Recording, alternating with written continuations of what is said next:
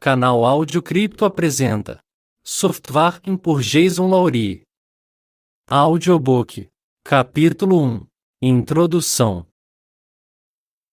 Não podemos abolir a guerra tornando-a ilegal. Não podemos acabar com ela desarmados. A guerra pode ser interrompida, não tornando o forte fraco, mas tornando cada nação, fraca ou forte, capaz de se defender. Se nenhum país puder ser atacado com sucesso, não haverá propósito na guerra. Nikola Tesla. 1.1 Inspiração. Einstein teorizou que a massa pode ser trocada por energia. Assumindo que ele esteja correto, isso implicaria que as nações poderiam, um dia, aprender a trocar alguns de seus sistemas de defesa baseados em massa por sistemas de defesa baseados em energia para aplicações relacionadas à segurança física e à defesa nacional.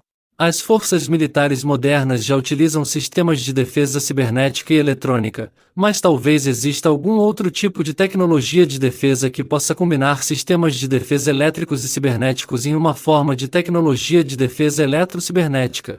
Se isso for verdade, então talvez um dia a sociedade aprenderá como utilizar essa tecnologia especial como uma forma suave de guerra para resolver disputas de política internacional, estabelecer hierarquias de dominação, defender propriedades, reequilibrar estruturas de poder ou até mesmo mitigar ameaças associadas à guerra dura, como a escalada nuclear.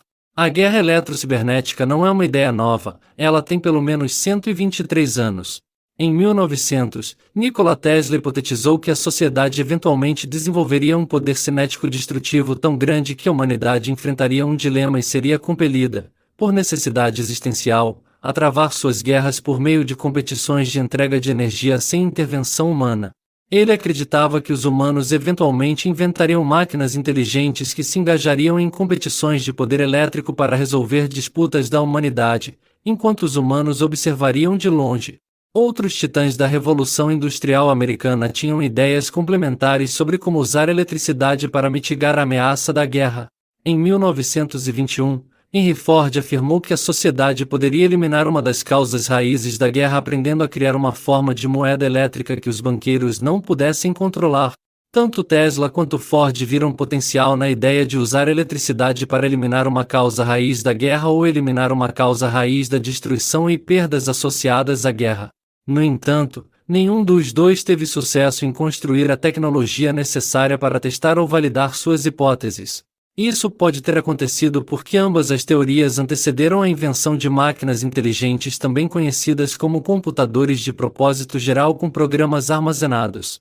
As teorias de ambos, Tesla e Ford, antecederam o framework teórico popular que chamamos de ciência da computação e o desenvolvimento da abstração que chamamos de software. Esta tese foi inspirada pela seguinte pergunta: e se Tesla e Ford estivessem ambos certos e estivessem descrevendo a mesma tecnologia? E se a teoria de Ford for válida e for de fato possível mitigar uma causa raiz da guerra convertendo a eletricidade em informações monetárias e financeiras? E se a teoria de Tesla for válida e o futuro da guerra de fato envolver máquinas inteligentes competindo umas contra as outras em competições de energia sem intervenção humana? Essa tecnologia não reduziria as baixas associadas à guerra cinética tradicional? Se o fizesse, essa tecnologia não valeria a pena? Assumindo que as teorias de Tesla fossem válidas, como seria uma tecnologia de guerra suave? Como essa tecnologia afetaria ou remodelaria as hierarquias sociais e estruturas de poder da sociedade agrária após mais de 10.000 anos predominantemente lutando em guerras duas ou cinéticas? Se as máquinas inteligentes de Tesla forem, de fato, computadores, então sua competição de poder seria ditada por um programa de computador? Talvez a forma suave e futurista de guerra eletrocibernética da humanidade tomasse a forma de um protocolo de computador de software de código aberto. E porque nada parecido já foi visto antes, talvez ninguém o reconhecesse. Este conceito é ilustrado na figura 2. Uma teoria software poderia teoricamente utilizar a rede elétrica global dispersa internacionalmente da sociedade e a infraestrutura de internet existente para capacitar os computadores a impor custos físicos severos e proibitivos sobre outros computadores através do ciberespaço. Isso poderia combinar as ideias de Tesla e Ford e servir como um protocolo de software e uma rede monetária. Não há razão lógica para acreditar que ele não poderia servir ambas as funções simultaneamente, considerando como o desenvolvimento e a expansão de todas as tecnologias precisam de financiamento, especialmente complexos industriais de defesa. E aqui está uma ideia ainda mais convincente: talvez a tecnologia de software já exista e as nações já estão começando a adotá-la. Talvez essa nova forma de tecnologia de projeção de poder já esteja demonstrando como pode capacitar todas as nações, fracas ou fortes, a garantir fisicamente seus interesses como nunca antes, cumprindo assim a previsão de Tesla. Talvez essa tecnologia de guerra eletrocibernética já esteja à vista, mas as pessoas ainda não a reconhecem porque a confundem com o sistema de dinheiro eletrônico ponto a ponto. Por fim, talvez tudo o que seja necessário para a sociedade reconhecer que está entrando em um paradigma completamente novo e transformador de guerra não letal seja simplesmente um ponto de vista diferente. Nesse sentido, o autor apresenta esta tese. 1.2. Justificativa.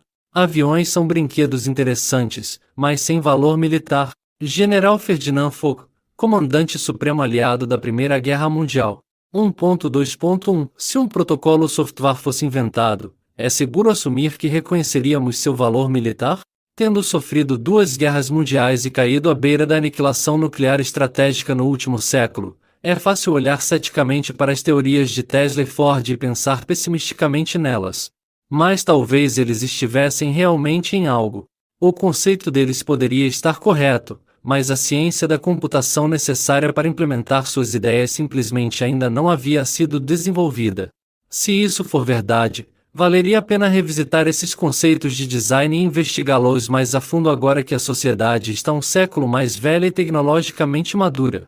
A justificativa para essa pesquisa pode ser explicada com um experimento mental. Por amor ao argumento, vamos supor que a guerra suave seja possível e que guerras futuras possam ser parcialmente travadas usando algum tipo de protocolo de software.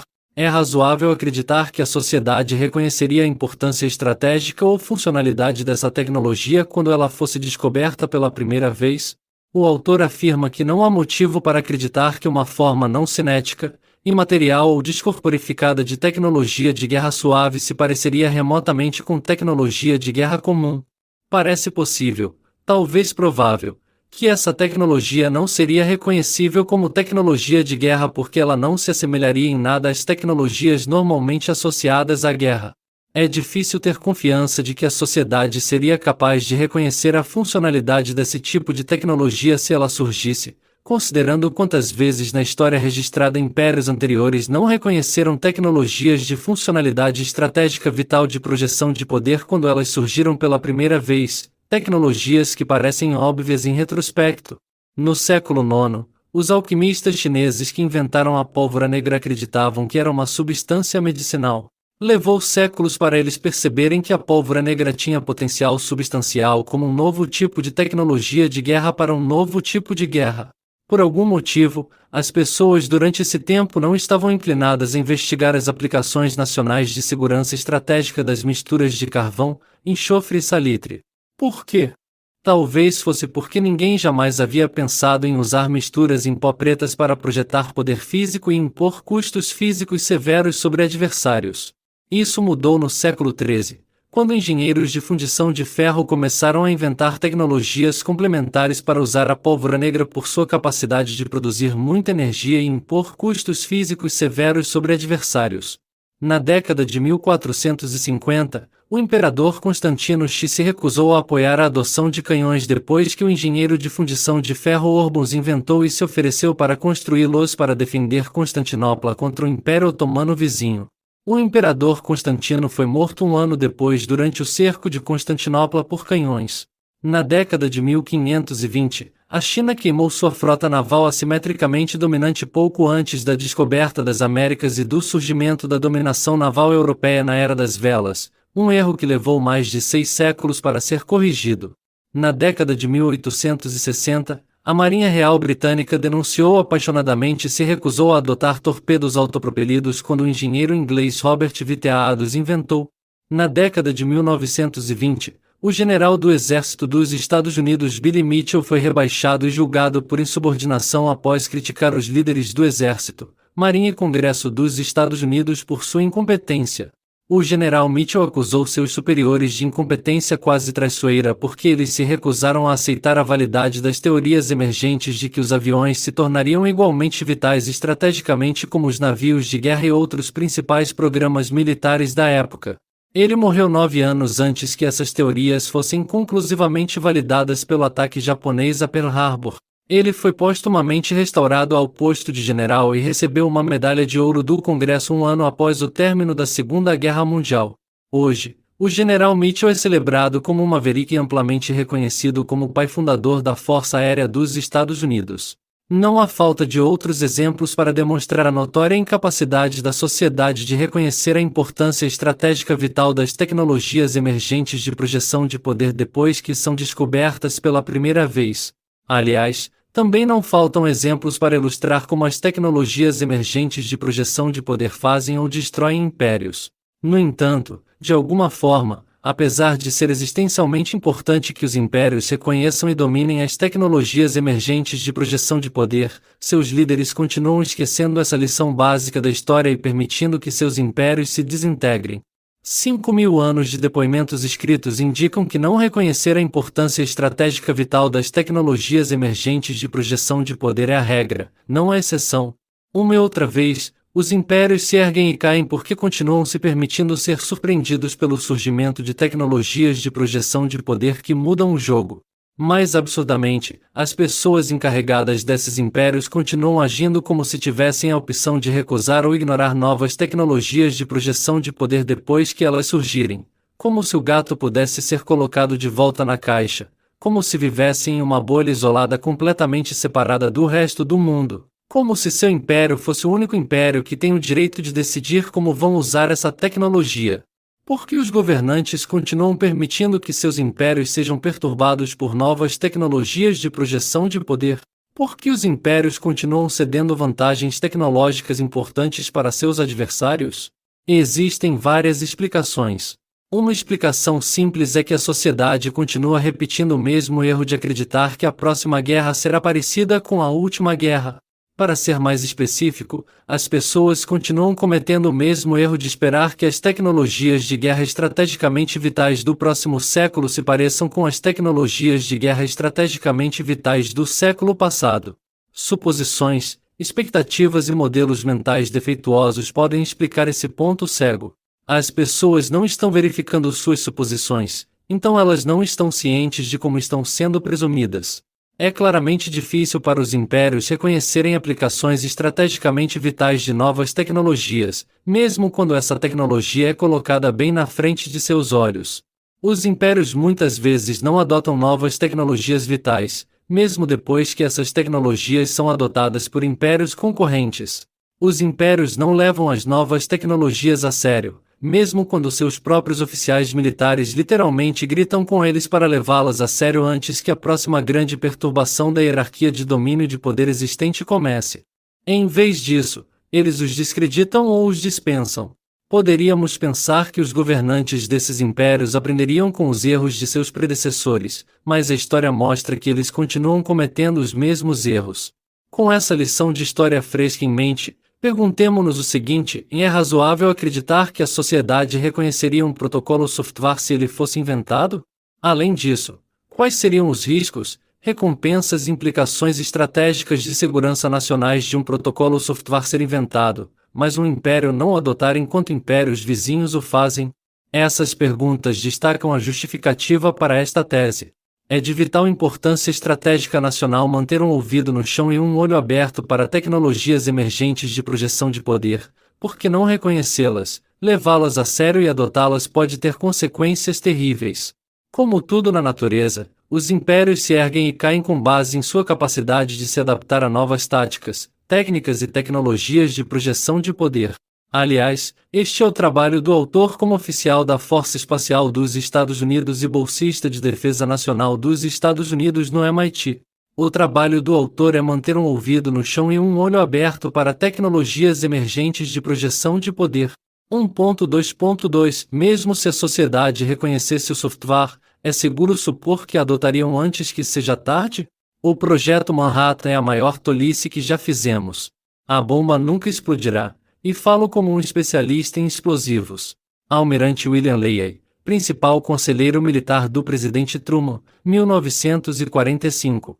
Expandindo ainda mais este experimento de pensamento, vamos supor que a guerra suave seja possível, que guerras futuras possam ser parcialmente travadas usando algum tipo de protocolo software, e que os bolsistas de defesa nacional dos Estados Unidos no MIT identificaram com sucesso uma tecnologia habilitadora-chave para esse tipo de guerra e estão trabalhando ativamente para aumentar a conscientização sobre ela, ao ponto de dedicar mais de um ano de pesquisa para desenvolver uma teoria sobre o software, para informar o público. Seria razoável acreditar que a sociedade a aceitaria e a adotaria a tempo? Talvez algumas pessoas o fizessem, mas quanto tempo levaria para que pessoas suficientes chegassem a um consenso de que essa tecnologia tem uma importância estratégica nacional vital e deve ser adotada e dominada, até mesmo estocada, o mais rápido possível? A sociedade chegaria a um consenso antes de seus adversários chegarem a um consenso? Eles adotariam e dominariam essa nova tecnologia de projeção de poder estrategicamente vital antes que seus adversários a adotassem e dominassem? Como sempre foi o caso com o surgimento de novas tecnologias de projeção de poder estrategicamente vitais, o timing é tudo. Esse experimento de pensamento destaca um dilema de segurança estratégica nacional. Se uma nova tecnologia tiver implicações vitais para a segurança estratégica nacional, isso implicaria que as barreiras que retardam a sociedade de chegar a um consenso sobre a importância estratégica dessa tecnologia representariam um risco estratégico de segurança nacional. Como em todos os exemplos de tecnologias de projeção de poder revolucionárias que surgiram no passado, o sucesso depende da velocidade de adoção. Assim, qualquer coisa que degrade a velocidade de adoção também degradaria a segurança. Não é suficiente para a sociedade reconhecer eventualmente a importância estratégica vital da nova tecnologia de projeção de poder, eles devem chegar a um consenso sobre ela, adotá-la e dominá-la antes que seus adversários o façam. Eles não podem esperar e permitir que seus concorrentes lhes ensinem a importância estratégica dessa nova tecnologia. Como um dos muitos exemplos famosos, o povo de Constantinopla teve menos de um ano para chegar a um consenso de que canhões eram de importância estratégica vital e deveriam ser adotados apesar de seu custo. Isso aparentemente não foi tempo suficiente. Então o povo de Constantinopla permitiu que Sultan Mehmed II lhes ensinasse a importância dessa nova tecnologia da maneira mais difícil, pelo exemplo. Durante o início dos anos 1900, o governo dos Estados Unidos teve algumas décadas para chegar a um consenso de que aviões, energia nuclear e foguetes teriam aplicações revolucionárias em segurança, e funcionou bem para eles, mas não sem algumas dificuldades ao longo do caminho. Enquanto essas poucas décadas preciosas avançavam, houve muitas barreiras que retardaram o consenso público. Nas décadas de 1930, Albert Einstein concluiu que a energia nuclear provavelmente não seria obtida em sua vida. Poucos anos depois, Einstein suplicou ao governo dos Estados Unidos para levar mais a sério as implicações nacionais estratégicas da energia atômica. Em 1939, a situação havia se tornado tão grave que Einstein, um pacifista mundialmente famoso, instou o presidente dos Estados Unidos, Franklin Roosevelt, a correr para desenvolver ogivas atômicas antes da Alemanha. Muitos esquecem que a famosa carta de Einstein para Roosevelt também serviu como uma carta de meia-culpa depois que ele desacreditou famosamente o potencial da energia nuclear e defendeu publicamente a paz. As barreiras que retardaram o público americano de chegar a um consenso sobre as implicações estratégicas dessas tecnologias emergentes tinham o potencial de prejudicar seriamente a segurança estratégica nacional dos Estados Unidos. Considere quantas pessoas não teriam sido mortas ou quanto tempo, esforço e recursos não teriam sido desperdiçados se líderes militares e formuladores de políticas civis tivessem aceitado as ideias de Billy Mitchell mais cedo e posicionado os Estados Unidos como líderes na Guerra Aérea em meados dos anos 1930? Considere o que teria acontecido se a Alemanha, a primeira a desenvolver aviões a jato e mísseis balísticos, também tivesse desenvolvido ogivas atômicas primeiro, meses antes dos Estados Unidos? O ponto é que os Estados Unidos escaparam de várias balas estratégicas ao longo do século XX. Seria razoável supor que os Estados Unidos continuarão escapando com sucesso de balas quando as próximas tecnologias de projeção de poder estrategicamente vitais surgirem ao longo do século XXI? Claro que não. 1.2.3 4 Riscos estratégicos de segurança nacional. Protejam suas cabeças com escudos em combate e batalha. Mantenham sua mão direita, armada com a espada, estendida na frente o tempo todo. Seus capacetes, couraças e armaduras são suficientes juntos com suas outras armas e serão muito eficazes em batalha. Nossos inimigos não têm nada disso e não usam tais armas. Vocês estão protegidos dentro destas muralhas. Suposto discurso final do imperador Constantino X durante o cerco de canhões de Constantinopla em 1453. Esses experimentos de pensamento são projetados para levantar uma questão: quais são as barreiras que retardam a adoção de tecnologias emergentes de projeção de poder que têm importância estratégica de segurança vital? A razão pela qual essa pergunta é tão importante de ser levantada é porque cada resposta a ela representa um risco estratégico de segurança nacional. Então, quais são especificamente as barreiras que retardam a adoção? O autor propõe 4 respostas: em falta de conhecimento geral sobre a profissão de guerra, pacifismo, viés analítico e dissonância cognitiva. Uma coisa que retarda a sociedade de adotar tecnologias emergentes de projeção de poder é a falta de conhecimento geral sobre a profissão de guerra. Algumas pessoas simplesmente não têm experiência ou compreensão suficiente dos fundamentos da segurança física para fazer a conexão e incentivar a adoção rápida. Isso faz sentido, considerando que menos de 2% das pessoas participam ativamente dessa profissão. A guerra é um campo de expertise de nicho que quase todos na sociedade terceirizam para pessoas como o autor. Outra barreira é o pacifismo. Algumas pessoas são perfeitamente capazes de entender as implicações estratégicas potenciais de uma nova tecnologia, mas têm dificuldade em aceitá-la devido a objeções morais, éticas ou ideológicas. O pacifismo retardou o desenvolvimento tanto das forças aéreas quanto das forças espaciais e foi especialmente prevalente entre os cientistas civis durante a primeira década do desenvolvimento das ogivas nucleares. Em um momento, o presidente Truman chamou Oppenheimer de cientista chorão e o proibiu de visitar a Casa Branca por causa das lutas emocionais de Oppenheimer para reconciliar emocionalmente o desenvolvimento e o uso de ogivas nucleares com objeções morais, éticas e ideológicas. O voo aéreo, o voo espacial e a energia nuclear foram marcos tecnológicos que muitas pessoas na sociedade queriam preservar para fins estritamente pacíficos. Essas pessoas estavam perfeitamente cientes de que as tecnologias de voo aéreo, voo espacial e energia nuclear poderiam ser usadas para a projeção de poder físico e guerra, mas se opuseram a isso por razões ideológicas, desacreditando as pessoas que falavam sobre o uso dessas tecnologias para fins de segurança como sendo belicistas. Pacifistas ardentes, como Einstein, superaram essas objeções e eventualmente encorajaram o desenvolvimento de ogivas nucleares, reconhecendo o simples fato de que ninguém tem a opção de proibir seus adversários de utilizar essas tecnologias contra eles.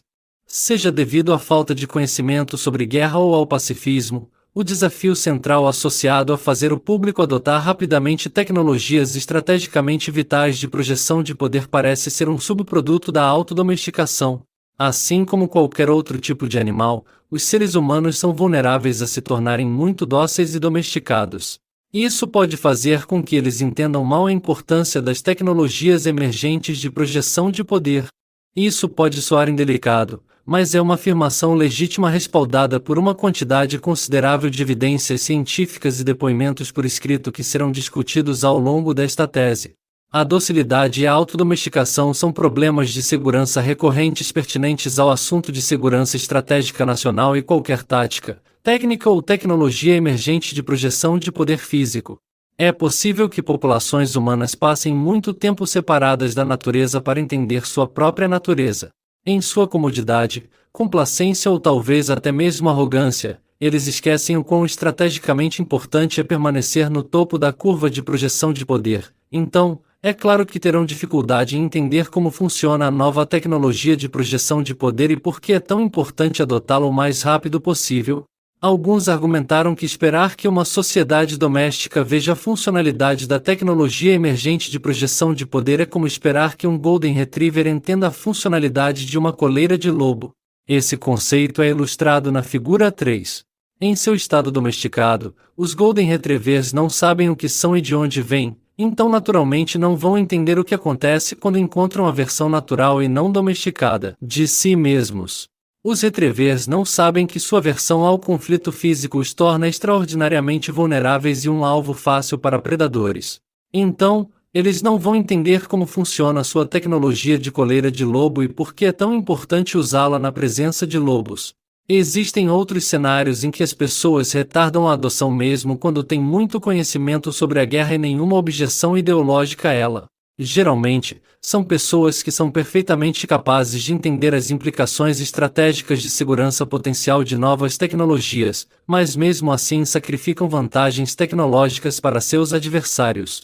Esses cenários ilustram uma terceira e quarta barreira que retarda a sociedade na adoção de novas tecnologias de projeção de poder estrategicamente vitais.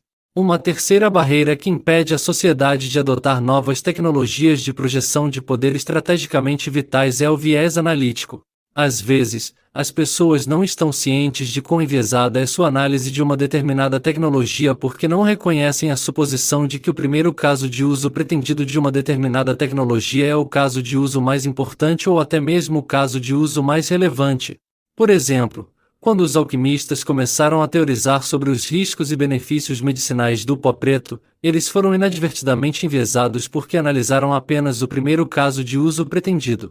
Eles não estavam cientes das suposições que estavam fazendo, nomeadamente a suposição de que o pó preto era estritamente uma forma de medicamento que não poderia ser útil para várias outras aplicações. Por que os alquimistas fizeram tantas suposições sobre o pó preto? Talvez tenha sido apenas porque eles pretendiam criar remédios, então eles o nomearam como medicamento e o avaliaram apenas como medicamento. Isso criou uma barreira para a adoção nacional do pó preto que existiu enquanto ninguém pensasse em usar um quadro teórico diferente para analisar o pó preto como algo diferente de remédio. Embora isso seja um pouco simplificação da questão, ilustra o ponto de que esse mesmo fenômeno também poderia ser uma barreira que retardaria a adoção dos Estados Unidos do que poderia se tornar tecnologias críticas de cibersegurança baseadas em prova de trabalho, como o Bitcoin. Precisamos reconhecer a suposição que estamos fazendo de que o caso de uso pretendido mais importante ou até mesmo o caso de uso mais relevante do Bitcoin é o seu primeiro caso de uso popular. Não faltam exemplos de tecnologias emergentes em que não é razoável assumir que o primeiro caso de uso pretendido será o caso de uso principal da tecnologia. A quarta barreira é a dissonância cognitiva. Às vezes, as pessoas podem ver as implicações existenciais importantes de segurança estratégica das tecnologias emergentes, mas têm dificuldade em aceitar e conciliar o que veem porque contradiz suas preconcepções. Preconcepções defeituosas podem ser causadas por fenômenos já discutidos, como falta de expertise em guerra, objeções ideológicas ou viés analítico, mas também podem ocorrer devido ao medo, choque ou mesmo orgulho. Em termos simples, a mudança é assustadora, e é mais fácil emocionalmente ignorar ou desacreditar a ameaça porque não gostamos de nos sentirmos ameaçados. Eminentes especialistas em artilharia da Marinha Real Britânica se opuseram veementemente à adoção dos torpedos autopropelidos de VTAD devido à dificuldade que tiveram em conciliar o quão eficaz essa tecnologia seria ao subverter e contrabalançar a força combinada de sua marinha, a força militar mais poderosa do mundo na época. É difícil dedicar a carreira à maestria de uma forma de guerra, apenas para que ela se torne obsoleta com o surgimento de uma nova tecnologia de projeção de poder.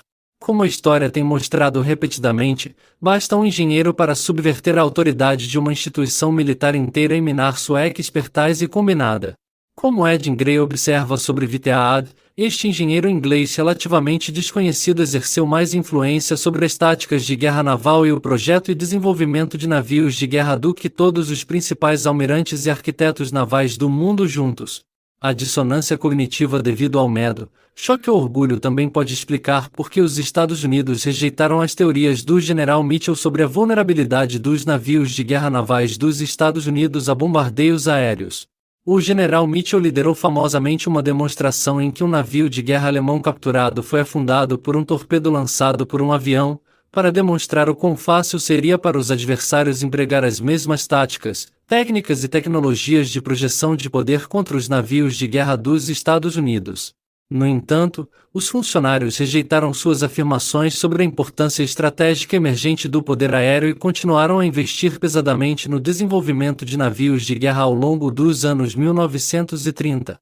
aceitar as implicações estratégicas nacionais de novas tecnologias disruptivas de projeção de poder e, em seguida, mudar para adotá-las o mais rápido possível, naturalmente será difícil em sistemas projetados intencionalmente para não mudar rapidamente. Esse desafio é ampliado pelas complexidades das novas tecnologias com uma curva de aprendizado acentuada. Mas outras vezes, como no caso do surgimento do torpedo VTAAD, a falta de adoção pode ser atribuída à arrogância, dissonância cognitiva ou falácias de custo afundado.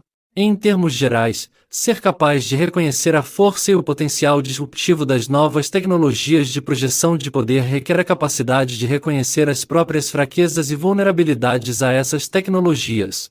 Por esse motivo, aceitar o surgimento de tecnologia de projeção de poder disruptiva requer que uma população aceite o fato de que os sistemas de defesa existentes não as tornarão tão dominantes quanto pensavam.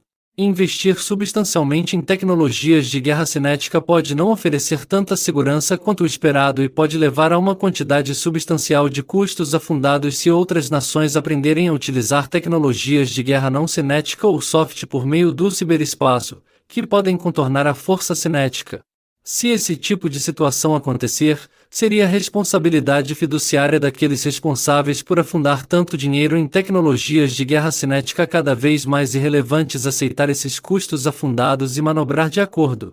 Além disso, o choque e até a negação são respostas comuns à súbita angústia existencial enfrentada por uma pessoa ou população quando percebem que estão perdendo uma vantagem tecnológica vital para seus adversários por causa de suposições que não perceberam que estavam fazendo. Suposições como esperar que a próxima guerra seja parecida com a última guerra ou esperar que as tecnologias de guerra da era digital se pareçam com as tecnologias de guerra da era não digital. É difícil conciliar a ideia de que as suposições embutidas sobre o futuro da guerra podem prejudicar irreversivelmente um país, mas essa é a responsabilidade de todos os líderes, especialmente os militares. Impérios surgem e caem com base nas suposições embutidas que guiam as decisões daqueles confiados com a responsabilidade da segurança nacional. E a guerra é um fenômeno dependente de caminho que é altamente implacável com as pessoas que cometem erros de cálculo porque não dedicam tempo suficiente a questionar seriamente essas suposições. O ponto é que nenhum império está a salvo de interrupções tecnológicas. É estrategicamente essencial que as populações não permitam que o medo, o choque, a arrogância, a complacência ou as falácias de custo afundado retardem sua adoção de importantes novas tecnologias de projeção de poder quando elas surgirem. A velocidade de adoção sempre foi crítica. Isso é especialmente verdadeiro ao considerar o quão severas e altamente dependentes do caminho as consequências podem ser se as novas tecnologias de projeção de poder vitais não forem adotadas rapidamente. Os líderes militares, especialmente, não devem considerar nenhuma de suas habilidades em táticas, técnicas e tecnologias de projeção de poder existentes como sagradas, pois as estratégias vencedoras podem mudar tão rapidamente com tanta frequência quanto o ambiente tecnológico muda. E não há dúvida de que nosso ambiente tecnológico está mudando rapidamente na era digital, talvez mais rapidamente do que em qualquer outro momento da história da guerra humana. 1.2.4 Aumentando a consciência e educando o público em geral sobre a nova tecnologia de projeção de poder ensine e informe toda a massa do povo. Eles são a única garantia segura para a preservação de nossa liberdade. Thomas Jefferson. Por qualquer motivo que a sociedade possa lutar para aceitar as implicações de segurança estratégica de uma tecnologia de projeção de poder emergente, a resposta para superar essas barreiras parece ser a mesma, em aumentar a conscientização e educar o público. Se uma sociedade é muito domesticada para entender a dinâmica da projeção de poder físico, ou se sente inclinada a rejeitar uma teoria com base em razões ideológicas, essa barreira pode ser mitigada aumentando mais a conscientização e educando o público. Se o público estiver sofrendo de viés analítico em nível sistêmico ou estiver lutando para conciliar a dissonância cognitiva associada a uma tecnologia de projeção de poder potencialmente disruptiva, essa barreira pode ser mitigada aumentando mais a conscientização e educando o público. Com esse objetivo, a principal justificação para esta pesquisa é fornecer mais informações sobre as possíveis implicações estratégicas de segurança nacional de uma tecnologia emergente de projeção de poder chamada Bitcoin. Uma definição simples do Bitcoin é que é o protocolo de computador de prova de trabalho de código aberto mais amplamente adotado do mundo até o momento. A prova de trabalho é um novo tipo de protocolo de computação que permite aos usuários manter recursos cibernéticos seguros contra ataques não apenas usando restrições lógicas codificadas, mas impondo custos físicos graves aos computadores. Enquanto a maioria dos sistemas de computador usa apenas restrições lógicas codificadas para se manter segura contra exploração sistêmica, sistemas de prova de trabalho como o Bitcoin usam energia física real para manter os recursos cibernéticos fisicamente seguros contra ataques, impondo custos físicos graves a atores beligerantes. Com base em um quadro teórico desenvolvido e apresentado nesta tese chamado Teoria de Projeção de Poder, o autor hipotetiza que o Bitcoin não é estritamente uma tecnologia monetária, mas sim o primeiro protocolo globalmente adotado de software que poderia transformar a natureza da projeção de poder na era digital e possivelmente até representar uma prioridade estratégica nacional vital para os cidadãos dos Estados Unidos adotarem o mais rápido possível. 1.3 Contexto: a guerra é simplesmente a continuação da política por outros meios. Carl von Clausewitz. 1.3.1 Guerra Moderna 101. O autor reconhece que muitos leitores não têm expertise ou treinamento em teoria militar moderna. Portanto, antes de prosseguir para uma discussão teórica detalhada sobre as possíveis implicações estratégicas nacionais de tecnologias de prova de trabalho como o Bitcoin, pode ser benéfico estabelecer uma compreensão comum da profissão de guerra e elaborar brevemente o neologismo software. Para isso, o autor recorre a um dos teóricos militares modernos mais respeitados, o general Carl von Clausewitz. Nos primeiros anos de 1800, o general Clausewitz examinou a natureza da guerra e a definiu como uma trindade com três características distintas. Primeiro, a guerra é composta pelas mesmas forças naturais cegas de violência primordial observadas na natureza. Segundo, a guerra contém o jogo do acaso e da probabilidade recompensando espíritos criativos. Terceiro, a guerra é um instrumento da política nacional usado para resolver disputas políticas. A explicação de Clausewitz sobre a guerra é notável por várias razões. A primeira é porque ela reconhece a guerra como um fenômeno primordial, algo que existe desde o início da vida na Terra. Se combinássemos essa observação com o que agora entendemos sobre a biologia, poderíamos notar que competições de poder físico como a guerra antecedem os humanos em bilhões de anos. Competições de poder físico desempenham um papel essencial na evolução, bem como no estabelecimento de hierarquias de domínio natural, incluindo, mas não se limitando a, hierarquias de domínio humano. Competições de poder físico podem ser observadas em todos os cantos da vida em todas as escalas, ajudando organismos de todos os tipos a resolver o problema existencialmente importante de estabelecer uma ordem de importância sobre os recursos limitados da Terra. A segunda razão pela qual a definição de guerra de Clausewitz é notável é porque ela reconhece como as forças naturais mobilizadas durante a guerra são intrinsecamente cegas. Em outras palavras, competições de poder físico são completamente imparciais, indiscriminadas e endógenas aos sistemas de crenças das pessoas. Com base no que agora entendemos sobre a física, notamos que as forças naturais às quais Clausewitz se refere são forças que deslocam massas para gerar poder físico, também conhecido como watts. Esses watts são mais frequentemente gerados cineticamente, através de newtons de força deslocando quilogramas de massa. Podemos validar de forma independente e empírica a partir de nossas próprias experiências pessoais que os watts são, de fato, cegos. Eles não parecem mostrar favoritismo ou ter quaisquer preconceitos discerníveis. Eles não têm capacidade conhecida para má representação, e todas as coisas parecem ser subordinadas a eles, incluindo e especialmente as pessoas no topo das hierarquias de domínio existentes que desfrutam de alto status, riqueza e status social. Terceiro, a trindade de Clausewitz reconhece a guerra como um jogo de probabilidade, cujo resultado favorece os espíritos criativos. Portanto, a guerra poderia ser descrita não apenas como uma competição indiscriminada de poder físico, mas como uma competição probabilística, também conhecida como loteria. Além disso, vencer a loteria de poder não é apenas encontrar maneiras de acumular quantidades maiores de poder físico, trata-se de combinar a inteligência das pessoas para utilizar o poder físico de maneira criativa e inovadora. Por quê?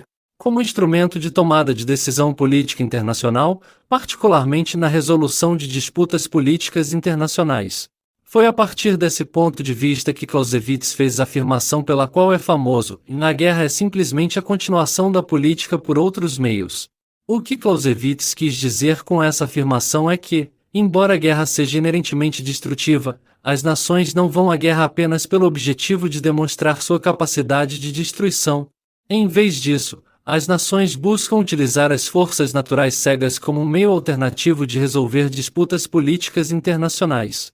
Em outras palavras, a guerra é um mecanismo para as nações resolverem disputas de política usando o poder físico, em vez de um tribunal de justiça, porque o primeiro é perfeitamente indiscriminado, enquanto o último não é. 1.3.2 Guerra versus lei. Mas por que as nações prefeririam algo tão letal e destrutivo quanto a guerra para resolver disputas de política internacional, quando tem uma opção muito mais eficiente em termos de energia de resolução pacífica por meio de um tribunal? A resposta é bastante simples, porque elas não confiam, respeitam ou simpatizam com o tribunal. Para emprestar um conceito de um engenheiro de software anônimo, o problema fundamental com a paz é toda a confiança necessária para fazê-la funcionar. Não é fácil fazer com que uma grande população chegue a um consenso sobre o que significa certo, muito menos qual é a decisão certa ou a regra de direito certa. É ainda mais difícil esperar que grandes populações de pessoas confiem em seus legisladores para não abusar do poder abstrato e do controle autoritário dados a eles pela regra de direito existente. É talvez ainda mais difícil confiar em pessoas tanto dentro quanto fora de uma nação dada para simpatizar com as leis dessa nação. A história está cheia de violações da enorme quantidade de confiança necessária para fazer com que as sociedades baseadas em leis funcionem adequadamente. A verdade incontestável é que as sociedades baseadas em leis se desintegram porque são sistemicamente vulneráveis à corrupção e invasão. A regra de direito é um protocolo de cooperação altamente eficiente em termos de energia, especialmente para o propósito de estabelecer hierarquias de domínio humano e alcançar consenso sobre o estado legítimo de propriedade e cadeia de custódia de recursos limitados. A regra de direito é particularmente adequada para funções como a adjudicação de disputas de propriedade. Mas as sociedades baseadas em leis não são perfeitas, elas vêm com trocas substanciais. Como todos os conjuntos de regras, as leis são inerentemente desiguais. Elas criam uma classe dominante e uma classe dominada. As leis também são baseadas em confiança. Elas só funcionam corretamente quando a classe dominante pode ser confiável para não explorar a classe dominada, quando as pessoas podem ser confiáveis para seguir as regras e quando as sociedades vizinhas podem ser confiáveis para simpatizar com as regras de seu vizinho. Em outras palavras, as sociedades baseadas em leis têm predisposição à exploração sistêmica e ao abuso, porque confiam demais em criaturas que não merecem confiança. Os humanos são os predadores dominantes do mundo. Confiar em um predador para não atacar não é uma boa estratégia de segurança, independentemente de quão eficiente em termos de energia e não destrutiva pareça. A intenção da lei é nobre, mas por razões exaustivamente exploradas nesta tese, a natureza desigual e baseada em confiança das estruturas sociais baseadas em leis as torna sistemicamente inseguras, e daí cada governo corrupto ou opressor que já existiu. As sociedades baseadas em leis têm propensão a atingir um estado perigoso ao longo do tempo, levando a perdas substanciais para suas populações. Talvez a classe dominante encontre um motivo para explorar sistematicamente a lei, criando um estado de opressão. Talvez a classe dominada encontre um motivo para deixar de seguir a lei, criando a anarquia. Talvez uma nação vizinha encontre um motivo para não simpatizar com as leis de seu vizinho, criando uma invasão. 5.000 anos de testemunhos escritos sobre sociedades baseadas em leis deixam uma coisa muito clara: elas se tornam disfuncionais ao longo do tempo. Quando as sociedades baseadas em leis inevitavelmente se desintegram, a guerra geralmente segue. Assim como a lei, a guerra tem suas próprias trocas. A guerra é altamente intensiva em energia e destrutiva, mas também é igualitária. O poder físico não faz distinção entre a classe dominante e a dominada. Um rei sofre da mesma forma com uma espada atravessando o coração como um camponês. A guerra também é zero confiança, não requer confiança para funcionar corretamente. A guerra também é imparcial em relação aos sistemas de crenças das pessoas, portanto, completamente imparcial em relação a eles. Portanto, competições de poder físico funcionam da mesma forma, independentemente do que as pessoas acreditam e se as pessoas são simpáticas a isso. Aqui podemos ver que a lei e a guerra são notavelmente complementares entre si no sentido de que representam abordagens quase perfeitamente opostas para alcançar os mesmos fins. Juntas, elas formam um sistema interdependente com trocas opostas. A lei é uma maneira eficiente em termos de energia e não destrutiva para a sociedade resolver disputas e estabelecer uma hierarquia de domínio, mas requer que as pessoas adotem sistemas de crenças comuns altamente desiguais e baseados em confiança, tornando-as demonstravelmente vulneráveis à exploração e abuso sistêmicos. Por outro lado, a guerra é uma maneira intensiva em energia e destrutiva para a sociedade resolver disputas e estabelecer uma hierarquia de domínio, mas não requer que as pessoas adotem um sistema de crenças comum. E também é igualitário e de zero confiança, tornando-o praticamente invulnerável à exploração e ao abuso sistêmico. Essas são as trocas que são pesadas ao resolver disputas de política. Compreender as diferenças sistêmicas e trocas entre guerra e lei ajuda a explicar por que a aplicação do poder físico é tão eficaz para restaurar a lei e a ordem quando as sociedades baseadas em regras inevitavelmente se tornam disfuncionais. Governantes que exploram as regras da lei podem ser compelidos a parar de usar o poder físico, no que muitas vezes é chamado de revolução. Participantes que não podem ser confiáveis para seguir as regras podem ser compelidos a segui-las usando o poder físico, no que muitas vezes é chamado de aplicação. Estrangeiros que não simpatizam com as regras podem ser compelidos a simpatizar com elas usando o poder físico, no que muitas vezes é chamado de defesa estratégica nacional. Sempre que as leis se tornam disfuncionais, a cura parece ser a mesma para cada aflição, continuar projetando quantidades crescentes de poder físico de maneiras cada vez mais inteligentes até que os sintomas melhorem. Por mais eficiente em termos de energia e pacífico que seja remediar a exploração, o abuso e a negligência das leis usando tribunais de direito, está claro que isso não funciona em todos os casos, senão não haveria guerra em primeiro lugar. Uma grande quantidade de evidências sugere que a assinatura de políticas é uma maneira muito menos eficaz de corrigir sociedades disfuncionais do que a aplicação de poder físico de força bruta. 1.3.3 A guerra tem grandes benefícios para a sociedade, apesar de a sociedade odiar admitir isso, gostaria que houvesse uma guerra. Então, poderíamos provar que valemos mais do que qualquer um barganhou. Alexander Hamilton, Hamilton The Musical. O que torna o poder físico tão útil e eficaz como meio de proteger propriedades e resolver disputas de política? Uma explicação poderia ser o que Clausewitz já observou: o poder físico é completamente cego.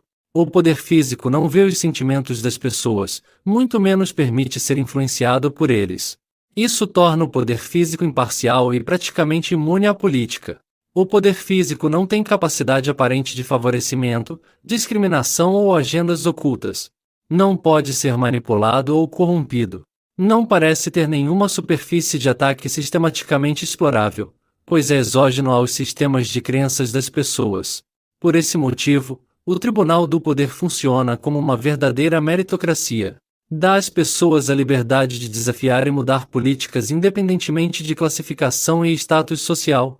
Isso torna um tribunal de apelações confiável para pessoas que estão sendo sistematicamente exploradas por uma hierarquia de dominação existente.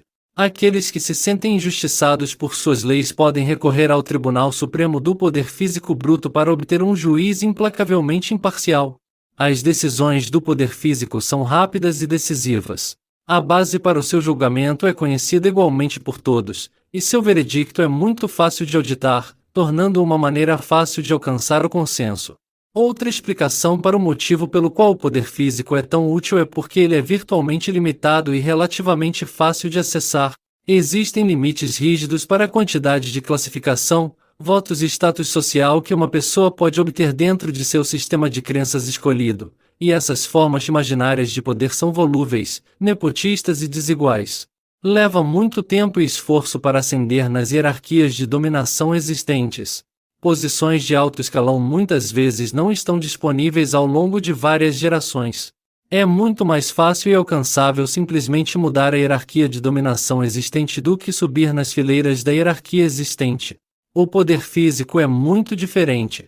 Não há praticamente limite para a quantidade de poder físico que as pessoas podem convocar para moldar, impor e garantir as políticas que valorizam. O poder físico é acessível por meio de sua própria engenhosidade e mérito, em oposição à classificação ou ao status social. As pessoas tendem a respeitar mais o poder físico por causa de quão evidente ele é. O poder físico é uma prova de seu próprio mérito, não precisa que ninguém acredite nele para conhecer sua dignidade. Isso contrasta stark com a classificação e o status social, que são ambos parte de sistemas de crenças abstratos, artificiais e desiguais que são inegavelmente vulneráveis à exploração e abuso por parte daqueles que têm mais classificação e status social. Portanto, por mais que as pessoas odeiem admitir, existem grandes benefícios na guerra, o que explicaria por que as sociedades a travam com tanta frequência. Além disso, do ponto de vista sociotécnico, a guerra tem eficácia comprovada. Isso desempenhou claramente um papel importante na formação de sociedades agrárias de alto desempenho. Praticamente todas as nações de hoje foram forjadas pela guerra. As fronteiras nacionais são esculpidas pela guerra. O desenvolvimento da tecnologia de ponta muitas vezes é acelerado pela guerra. As sociedades mais beligerantes da Terra têm consistentemente as maiores economias. Apesar de não ser popular falar sobre os benefícios da guerra, pode ser útil pelo menos entender quais são esses benefícios, para que possamos entender por que ela continua acontecendo. Esforçar-se para entender os benefícios da guerra pode nos ajudar a aprender a projetar sistemas que minimizem nossa necessidade desses benefícios. Alternativamente, buscar entender os benefícios da guerra pode nos ajudar a obter insights sobre maneiras de travá-la melhor, talvez de maneiras mais suaves que sejam muito menos destrutivas. Na opinião do autor, entender o mérito da guerra é fundamental para entender o mérito de novas tecnologias como o Bitcoin. 1.3.4 Assim como qualquer outra profissão, a profissão de combate também pode ser interrompida por software. As máquinas de computação têm mais de 2 milênios. Por milhares de anos, instruir computadores a operar envolvia atividade mecânica e cinética. Mesmo após a invenção de computadores gerais totalmente elétricos, os programadores ainda precisavam passar dias puxando alavancas, girando botões, apertando interruptores, pressionando botões e conectando fios para operá-los. Eventualmente, à medida que a tecnologia amadureceu, cientistas, engenheiros e matemáticos conceberam um conceito revolucionário em converter operações cinéticas de programação de computadores em estados digitalizáveis e armazená-los na memória eletrônica do computador. Ao converter digitalmente operações cinéticas de computador em estados acionados eletricamente, máquinas de computação de propósito especial poderiam ser reaproveitadas e reprogramadas instantaneamente, sem um processo demorado e caro de ter que redesenhá-las, reconstruí-las ou reprogramá-las manualmente. Máquinas que eram fisicamente impossíveis de construir ou impraticáveis de operar de repente se tornaram muito viáveis, e a sociedade agrária moderna mudou para sempre. A computação de propósito geral armazenada em programa foi uma invenção tão profunda que fez a sociedade dividir a forma como percebe a programação de computadores em dois conceitos separados. Elementos fabricados de máquinas de computação que são materiais e que requerem forças deslocando massas foram conceitualizados como hardwares. Os outros elementos fabricados de máquinas de computação começaram a ser conceitualizados como softwares. Desde que o software surgiu pela primeira vez, a sociedade correu para converter todas as atividades materiais em atividades soft ou imateriais realizadas por computadores de propósito geral armazenados em programa. Os últimos 80 anos têm sido caracterizados de forma única pela desmaterialização de máquinas de propósito especial em todas as indústrias, à medida que cientistas e engenheiros de computação continuaram a aprimorar suas habilidades e aperfeiçoar sua técnica. A sociedade parece estar constantemente se recuperando da interrupção do software, de alguma forma sempre surpresa pelo que pode ser convertido para a forma matriz e desincorporada de um programa de computador, apesar de quão rotineira a interrupção se tornou. Nenhuma profissão parece ser ininterrupta pela tecnologia que agora chamamos de software. Com esses conceitos em mente, o autor gostaria de desafiar o leitor com a seguinte pergunta: seria razoável esperar que a profissão de combate fosse uma exceção? Seria razoável esperar que a profissão de combate não fosse, pelo menos parcialmente, desmaterializada e interrompida pelo software agora que há quase um século de exemplos dessa tecnologia desmaterializando e interrompendo virtualmente todas as outras profissões? Por que não esperaríamos que a profissão de combate fosse substancialmente interrompida pelo software se tantas outras atividades já foram? 1.3.5 Como seria a guerra soft? Para efeitos de argumentação, vamos assumir que a profissão de combate será interrompida pelo software assim como todas as profissões foram interrompidas pelo software. Vamos supor que o software poderia permitir a desmaterialização de máquinas de guerra de propósito especial, assim como elas desmaterializaram inúmeras outras máquinas de propósito especial nas últimas décadas. Como isso poderia aparecer? Usando a definição de guerra de Clausewitz, considero que seria necessário para usar computadores de propósito geral e software para projetar uma forma matriz, imaterial ou desincorporada da competição de poder físico que as sociedades humanas utilizam como seus outros meios para resolver disputas de política global. Em outras palavras, vamos considerar que tipo de tecnologia poderia fazer a sociedade dividir a forma como percebe a profissão de combate em dois conceitos mentais separados, em máquinas de combate hard e máquinas de combate soft. Para se envolver em uma forma suave de combate, as pessoas precisariam descobrir uma maneira de tirar a massa das competições de poder físico em escala global. Uma maneira de fazer isso seria projetar poder físico eletronicamente por meio de cargas que passam através de resistores, em vez de cineticamente por meio de forças que deslocam massas, mas simplesmente ser capaz de manusear e projetar energia eletrônica através do ciberespaço não é suficiente para satisfazer os critérios de guerra de acordo com a definição de Clausewitz, porque está faltando dois outros ingredientes. As máquinas de guerra soft também precisariam incorporar um jogo de chance e probabilidade que recompensa espíritos criativos. Portanto, além de inventar um mecanismo para projetar energia física eletronicamente, também precisaria haver algum tipo de protocolo probabilístico para que as pessoas competissem entre si. Deveria haver um vencedor claro dessa competição que não requer um tribunal ou um juiz para declará-lo. Nesse sentido, parece viável que as pessoas pudessem projetar um protocolo comum que estabeleça padrões internacionalmente acordados para o uso de energia eletrônica e a competição entre si de maneira confiável e igualitária. O último ingrediente para a guerra soft, de acordo com a definição de Clausewitz, é que as nações simplesmente comecem a usar essa tecnologia de projeção de energia eletrônica para resolver suas disputas de política. As máquinas de guerra soft precisariam servir suas nações como uma continuação da política por outros meios, assim como Clausewitz descreveu adequadamente a guerra. As nações precisariam começar a usá-la para garantir fisicamente as políticas internacionais que valorizam. 1.3.6 A guerra soft teria benefícios estratégicos para reequilibrar estruturas de poder. Quais seriam exatamente os benefícios de criar uma forma suave de combate? Para responder a isso, vamos considerar os benefícios mencionados anteriormente do combate e depois refletir sobre o que aconteceria se ele se tornasse mais matriz, desincorporado ou imaterial. Uma forma suave de combate daria às pessoas acesso ao Supremo Tribunal do Poder Físico, e esse tribunal provavelmente seria tão indiscriminado e imparcial na forma eletrônica quanto já é na forma cinética. Por essa razão, os protocolos de combate suave podem ser ideais para países pequenos que possuem pequenas quantidades de poder cinético que buscam resolver disputas de política com países maiores que possuem grandes quantidades de poder cinético.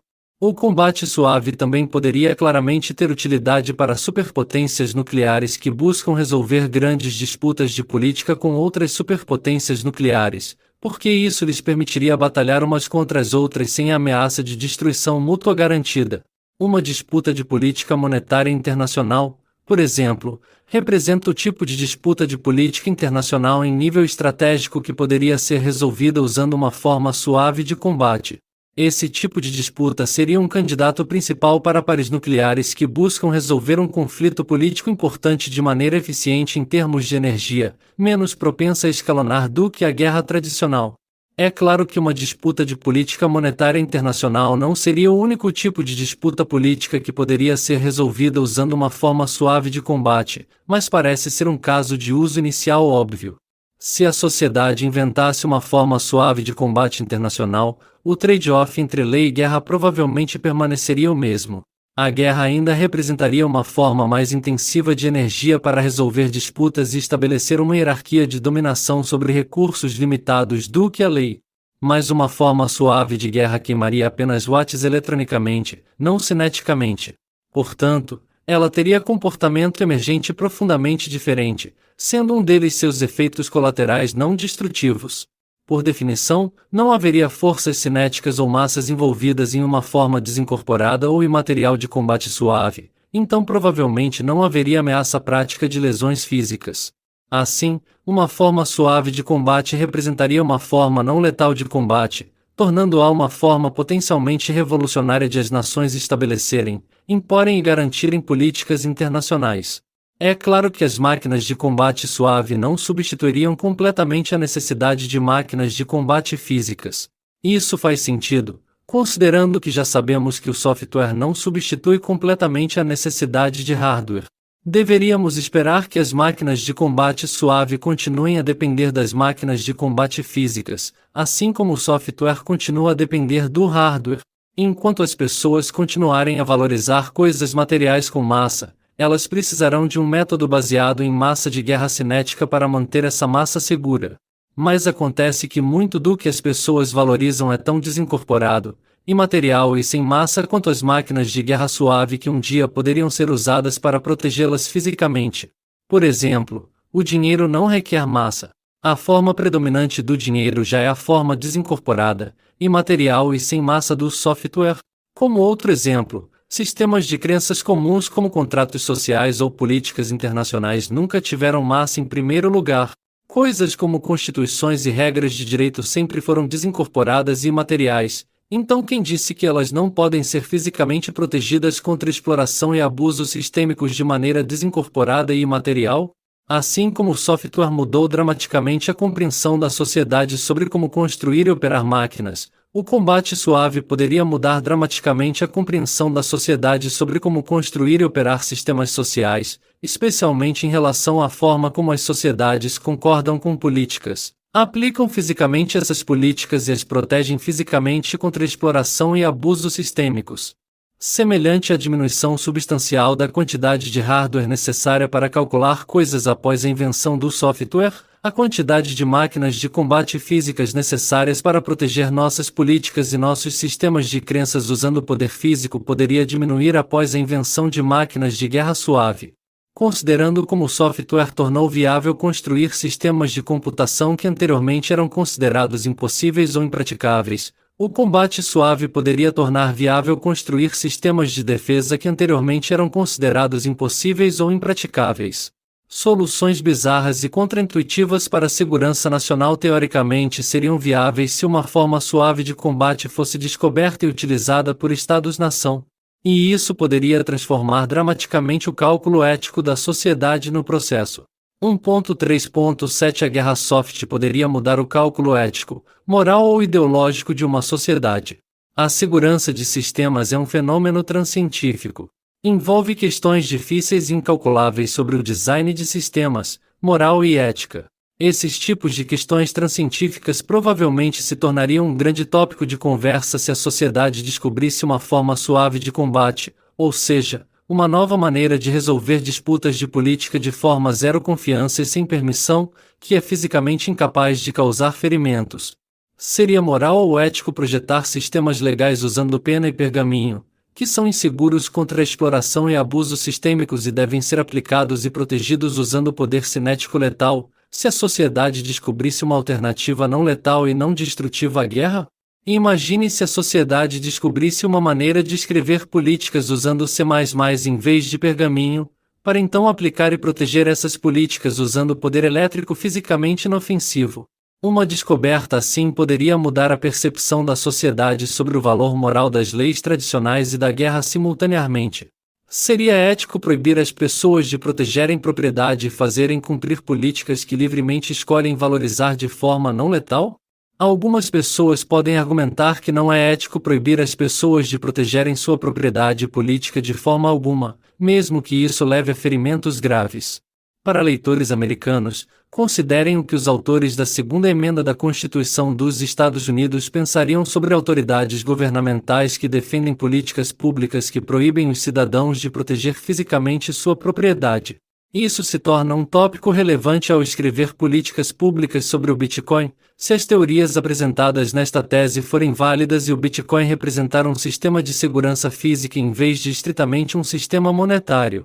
Tentar proibir formas elétricas de tecnologia de projeção de energia, como o Bitcoin, eventualmente poderia ser visto como um duplo padrão. Porque seria aceitável para os cidadãos usar formas cinéticas de poder físico para proteger a propriedade e a política que valorizam, mas não formas eletrônicas cibernéticas de segurança física? A intenção da segunda emenda dos Estados Unidos era tornar mais difícil para os líderes do governo dos Estados Unidos infringir o direito de seus cidadãos de protegerem fisicamente o que valorizam. Deveria importar se a tecnologia usada para proteger fisicamente a propriedade utiliza energia elétrica em vez de energia cinética? E tanto faz se essa tecnologia usar uma quantidade substancial de energia? Conforme discutido nesta tese, usar uma quantidade substancial de energia elétrica para impor um custo físico substancial é a função primária entregue pelo protocolo e um ingrediente-chave ausente para a cibersegurança como um todo. As civilizações têm projetado poder físico para proteger a propriedade e as políticas que valorizam desde que as políticas surgiram, há mais de 5.000 anos. Não há evidências que sugiram que a sociedade já tenha encontrado ou encontrará uma maneira livre de energia de fazer isso. A segurança física requer o gasto de watts. Watts são gastos para impor um custo físico severo aos atacantes, parando ou dissuadindo o ataque. Portanto, o fato de que alguns formuladores de políticas estão desencorajando o uso de tecnologias de segurança cibernética baseadas em prova de trabalho, como o Bitcoin, devido à crença de que essas tecnologias gastam muitos watts, pode ser uma afronta à intenção da segunda emenda e à filosofia fundadora dos Estados Unidos. Watts são watts, independentemente de serem gerados cineticamente ou eletronicamente. Regras são regras, independentemente de serem escritas em pergaminho ou programadas em um computador. Propriedade privada é propriedade privada, independentemente da forma que assume. Pode não haver muito espaço para ambiguidade moral quando se trata do direito à defesa. Os americanos já têm o direito de portar armas para proteger fisicamente seu acesso à propriedade e as políticas que livremente escolhem valorizar, inclusive e especialmente contra seu próprio governo. Também não é difícil argumentar que seria moral, ético e ideologicamente preferível para todos os envolvidos se a segurança física da propriedade e da política pudesse ser alcançada de maneira não letal e não destrutiva, como poderia ser se os custos físicos fossem impostos eletronicamente. Agora considere as implicações internacionais dessa tecnologia, em vez de apenas as implicações domésticas. Ao converter operações cinéticas de combate ou segurança física em forma digital elétrica, regras escritas que são inerentemente vulneráveis à exploração sistêmica podem ser protegidas usando energia elétrica em vez de energia cinética. As políticas internacionais poderiam ser escritas em C++ e protegidas usando energia eletrônica, em vez de serem escritas em pergaminho e protegidas usando energia cinética. Todo um novo complexo industrial de defesa poderia ser construído em torno do conceito de usar formas eletrocibernéticas de projeção de poder físico para impor custos físicos severos aos outros a partir e por meio do ciberespaço. Forças cibernéticas poderiam se dedicar à tarefa de eliminar a necessidade de conflito físico sangrento e cinético usando formas suaves de combate onde for aplicável. Como alguém poderia considerar isso uma busca imoral ou antiética, mesmo que isso exija uma grande quantidade de energia? Além do medo de disrupção tecnológica, por que uma nação desejaria proibir o uso de tecnologia de combate não letal? Observe as suposições implícitas da pergunta anterior, que uma nação tem a opção de proibir qualquer um, exceto sua própria população, de se beneficiar de táticas, técnicas e tecnologias de projeção de poder fisicamente importantes estrategicamente. Se a prova de trabalho de fato representa uma tecnologia estrategicamente importante de projeção de poder para a era digital, então proibi-la por motivos ideológicos seria proibir a própria população de se beneficiar de uma tecnologia estrategicamente importante que outras nações poderiam adotar para seu próprio benefício estratégico. Isso seria semelhante à desnuclearização, ou seja, a proibição de armas nucleares por motivos ideológicos. Aqueles que apoiam o desarmamento nuclear frequentemente são criticados por demonstrar uma compreensão severamente limitada das complexidades da competição global de poder estratégico e das dinâmicas da dissuasão estratégica. Considere, por exemplo, o fato de que a Ucrânia costumava ser a terceira maior superpotência nuclear estratégica do mundo, atrás dos Estados Unidos e da Rússia. A Ucrânia já teve um arsenal nuclear estratégico que abrigava milhares de ogivas nucleares, mas a Ucrânia as entregou à Rússia em troca de uma garantia de que a Rússia nunca as invadiria. No momento da redação deste texto, estamos há um ano em uma ocupação militar russa da Ucrânia. 1.3.8 A guerra soft poderia valer cada watt. Agora considere os efeitos emergentes potenciais da guerra suave na humanidade. Imagine se esse novo tipo de máquina de guerra acelerasse o desenvolvimento de computadores mais rápidos e infraestrutura de energia mais abundante. Imagine se as economias de escala dessa infraestrutura de energia elétrica pudessem ser compartilhadas mundialmente com todos que participassem. Enquanto isso teoricamente seria possível enquanto se preserva uma opção não letal para preservar o controle de zero confiança e sem permissão sobre recursos valiosos, como propriedade internacional e política internacional. Se a guerra suave tivesse esses efeitos colaterais positivos, as nações poderiam se tornar ansiosas para ir à guerra em vez de evitá-la. A sociedade poderia recorrer à guerra suave como sua primeira linha de defesa, em vez do que tradicionalmente foi sua última linha de defesa. Por que arriscar as ameaças de segurança sistêmica demonstráveis e a disfunção de juízes corruptos e tribunais tendenciosos para resolver disputas de propriedade ou política quando a guerra suave não letal é uma opção? Riscos de segurança sistêmica poderiam ser interrompidos antes que se transformassem em perdas em larga escala, como frequentemente acontece com cidadãos que demoram muito para ir à guerra. Com a guerra suave, os cidadãos seriam mais capacitados para se protegerem contra uma vulnerabilidade bem conhecida da sociedade baseada em regras, em sua própria natureza não confiável. Uma quantidade impensável de esforço humano e sacrifício poderia ser substituída por uma conta de luz, e não haveria praticamente nenhum limite para a quantidade de energia elétrica que os cidadãos poderiam convocar para proteger as informações que valorizam, não importa para que seja usado. As pessoas poderiam construir máquinas para aproveitar o poder do Sol para fazer o que antes exigia que os humanos se matassem em uma escala antinatural. Se alguma dessas teorias sobre a guerra suave for válida, como ela não poderia valer cada watt?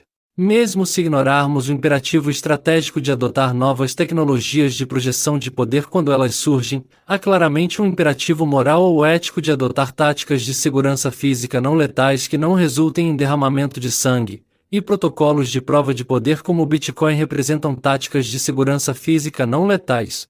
1.4 Objetivo: se você não acredita em mim ou não entende, eu não tenho tempo para tentar convencê-lo, desculpe. Satoshi Nakamoto. 1.4.1 Por que os protocolos de prova de trabalho não são mais reconhecidos como protocolos de segurança cibernética? Antes do lançamento do Bitcoin, o consenso acadêmico era de que os protocolos de prova de trabalho eram protocolos de segurança cibernética que poderiam ser usados para interromper tipos comuns de ataques cibernéticos, como ataques de negação de serviço ou ataque civil. Cientistas da computação discutiram como os protocolos de prova de trabalho poderiam ser usados como base para alcançar consenso em redes descentralizadas e sem permissão. Mas após o lançamento de protocolos de prova de trabalho operacionais, o tópico principal da conversa acadêmica mudou de segurança cibernética para dinheiro. Hoje, em meio ao burburinho em torno da utilidade funcional do Bitcoin como um sistema de pagamento monetário, poucos artigos de pesquisa estão investigando a utilidade do Bitcoin como um sistema de segurança cibernética baseado em prova de trabalho que poderia ser usado para proteger outros sistemas de software e redes de computadores contra exploração e abuso sistêmico.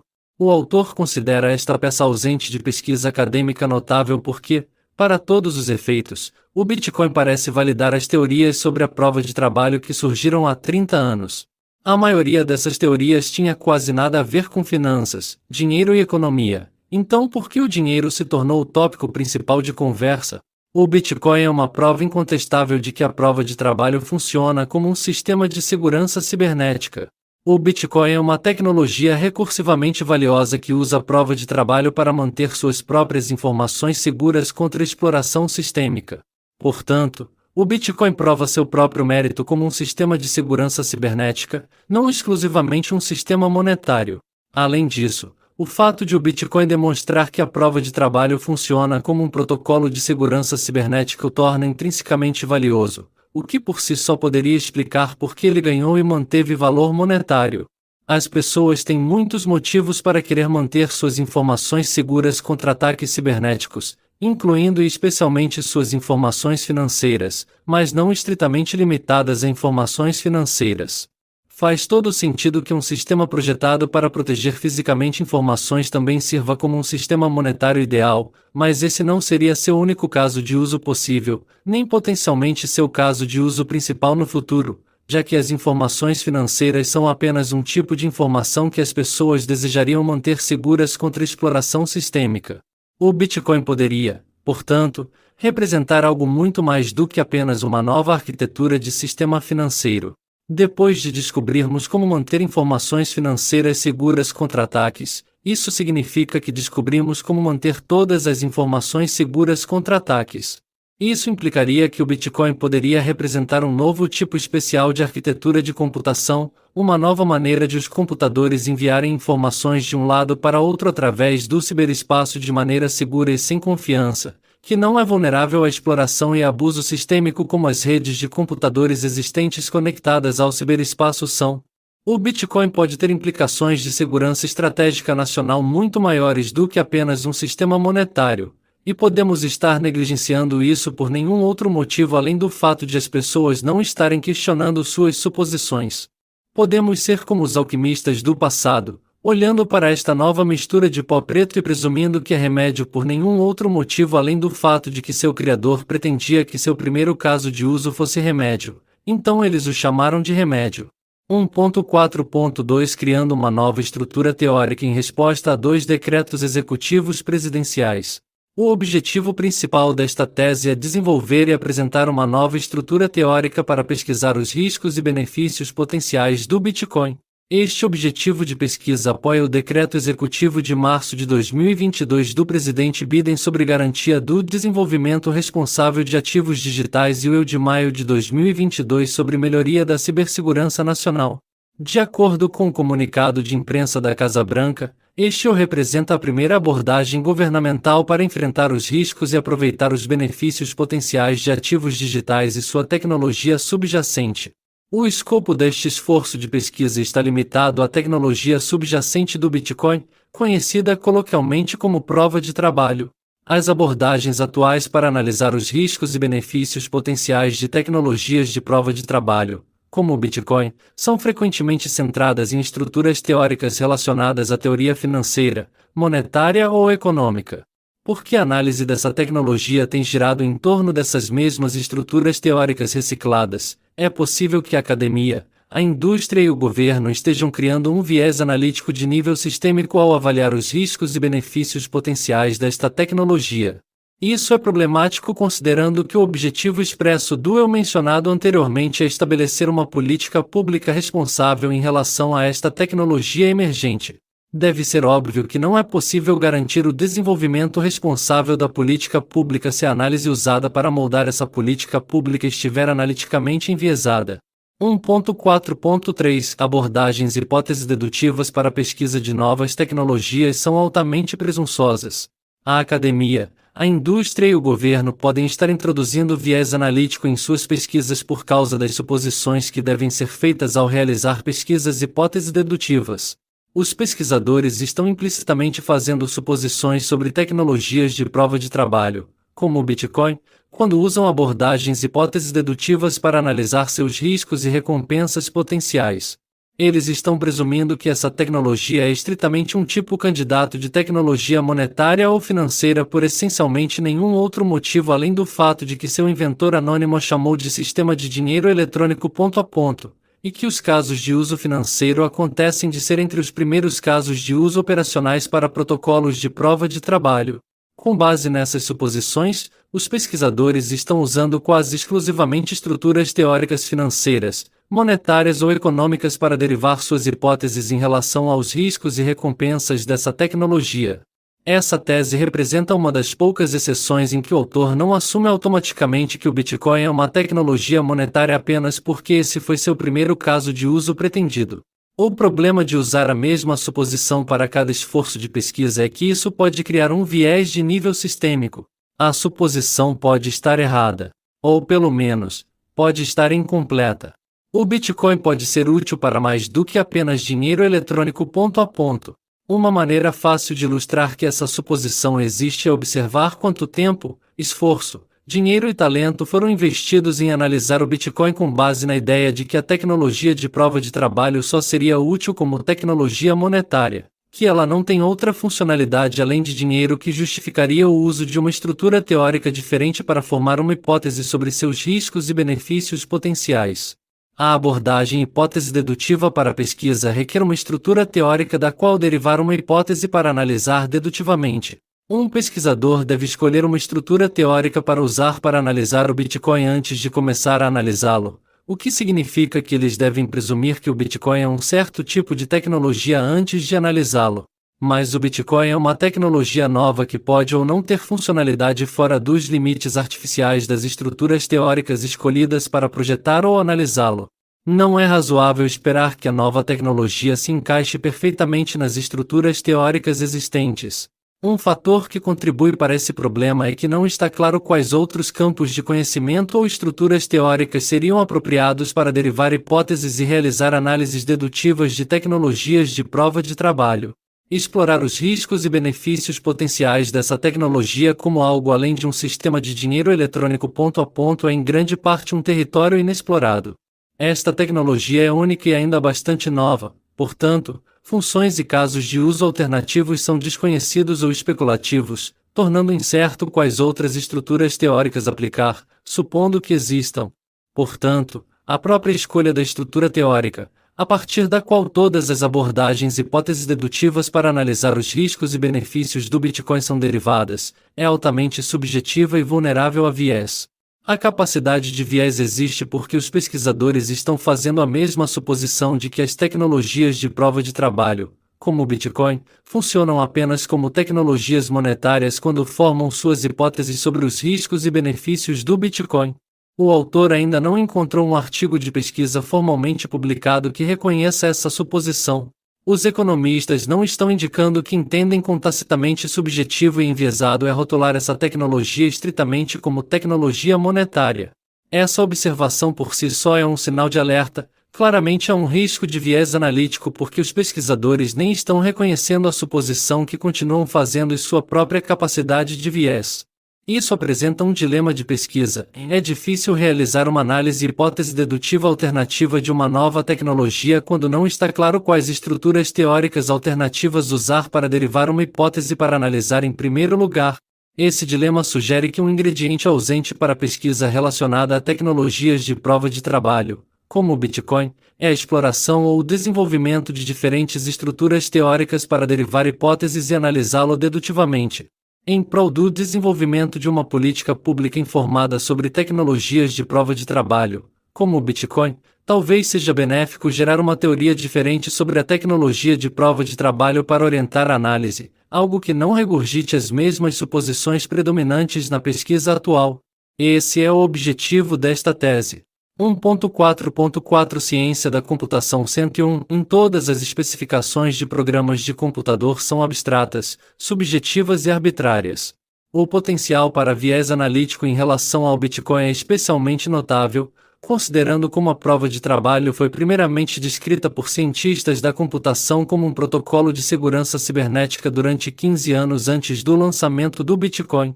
Cientistas da computação vêm pesquisando conceitos de prova de trabalho desde o início dos anos 1990, mas isso é menos conhecido, talvez porque, quando o conceito de design foi introduzido pela primeira vez, ele não era chamado de prova de trabalho. Como todas as especificações de design, prova de trabalho era um nome arbitrário que surgiu vários anos após o conceito de design ter sido introduzido na literatura acadêmica. Falando em nomes arbitrários e especificações de design, o primeiro artigo formalmente publicado a introduzir o termo prova de trabalho originalmente o chamou de pudim de pão. Outros artigos o chamaram de função de preços, quebra-cabeça do cliente ou celo. Como todas as especificações de software, os nomes atribuídos aos programas que implementam designs de prova de trabalho são metáforas arbitrariamente derivadas com base no capricho pessoal do inventor. Um princípio fundamental da teoria da computação é que o software é uma abstração, portanto, todas as especificações de software usam descrições semanticamente ambíguas e arbitrárias. Engenheiros de software escolhem arbitrariamente e subjetivamente como descrever seu software com base no que é importante compartilhar sobre seu design. Alguns engenheiros escolhem nomes com base no caso de uso pretendido do software, alguns escolhem nomes para enfatizar conceitos de design. Em ambos os casos, o nome é arbitrário. Na verdade, até o termo software em si é arbitrário. Os nomes e descrições que os engenheiros de software usam para descrever o design e a funcionalidade de seus programas de computador não têm a intenção de ser tecnicamente precisos. Os nomes usados têm a intenção de facilitar o entendimento do caso de uso pretendido de um programa e do comportamento complexo emergente desejado, que pode não ser o caso de uso principal do programa no futuro. 1.4.5 As moedas do Bitcoin foram sempre apenas uma metáfora. Os nomes que damos aos nossos sistemas de computação são metáforas, esses nomes não devem ser interpretados literalmente, correndo o risco de insultar a inteligência do leitor. O sistema de computador que armazena nossos e-mails e fotos de gatos não é literalmente uma nuvem. Da mesma forma, o sistema de computador usado para vender informações pessoais e preferenciais de bilhões de pessoas para anunciantes não é literalmente um livro de rosto. Além disso, qualquer objeto descrito usando qualquer tipo de especificação de design de software orientado a objetos não é um objeto real. Essas descrições são abstrações usadas para facilitar o entendimento da funcionalidade desejada e do comportamento de nosso software. Em 2008, um engenheiro de software pseudônimo chamado Satoshi Nakamoto decidiu descrever uma variação do primeiro sistema de prova de trabalho reutilizável desenvolvido por Hal Finney como uma moeda em vez de continuar a chamá-la de prova. Em vez de chamá-la de um protocolo de prova de trabalho reutilizável que utilizava uma arquitetura de servidor descentralizada em vez de uma arquitetura de servidor confiável, esse engenheiro pseudônimo a chamou de Bitcoin e afirmou que ela poderia ser usada como um sistema de dinheiro eletrônico ponto a ponto. Este engenheiro pseudônimo foi famosamente sucinto em sua descrição dessa tecnologia. Ninguém parece saber quem era o engenheiro ou onde ele trabalhava. A especificação que ele escreveu foi informalmente publicada e tem apenas 8 páginas. Este engenheiro pseudônimo não elaborou muito sobre o design em conversas posteriores, e ele desapareceu famosamente apenas 2 anos após anunciar o projeto. Nada foi formalmente publicado ou revisado por pares. O seguinte ponto deve ser explicitamente claro: o que a academia e a indústria discutem sobre o Bitcoin, incluindo e especialmente o que foi formalmente publicado sobre essa tecnologia, é o que outras pessoas que não o projetaram têm a dizer sobre ela com base em um dos muitos casos de uso potenciais para tecnologias de prova de trabalho e uma especificação de design metafórico produzida por uma entidade pseudônima que abandonou o projeto. Tudo que foi escrito sobre o Bitcoin por meio de canais formais foi escrito por pessoas especulando sobre conceitos de design metafóricos de outra pessoa, desenvolvendo suas próprias teorias sobre isso, conectando seus próprios pontos com base nas mesmas informações públicas mínimas. Consequentemente, não existe um especialista ou autoridade sobre os casos de uso de propósito geral de tecnologias de prova de trabalho como o Bitcoin. Existem apenas aqueles que têm experiência em um único caso de uso de tecnologias de prova de trabalho como o Bitcoin. Uma maioria esmagadora das análises profissionais e acadêmicas em torno do Bitcoin tem se centrado na presunção de que o único caso de uso possível para essa tecnologia é servir como um sistema de dinheiro eletrônico ponto a ponto, aparentemente por nenhum outro motivo além do fato de que os pagamentos ponto a ponto foram o primeiro caso de uso operacionalmente bem-sucedido para essa tecnologia feita pelo engenheiro pseudônimo que a desenvolveu. O público parece estar ignorando os princípios da teoria da computação e interpretando o nome e as especificações de design do Bitcoin literalmente, não metaforicamente, apesar do fato de que moeda nem sequer foi o primeiro nome ou caso de uso teorizado da tecnologia de pudim de pão de prova de trabalho.